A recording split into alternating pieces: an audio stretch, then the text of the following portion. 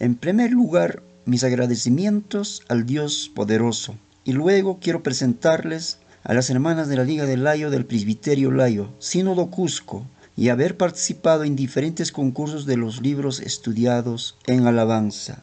Por esto damos gracias al Dios Todopoderoso con mucho amor y alegría por darnos los talentos, servir y alentar a las hermanas en Cristo a pesar de tantas dificultades que pasamos, controversias de los cuales agradezco, a los cuales Dios usó para moldear nuestros caracteres y enseñarnos lo necesario para el desarrollo en el ministerio que el Señor nos ha encomendado.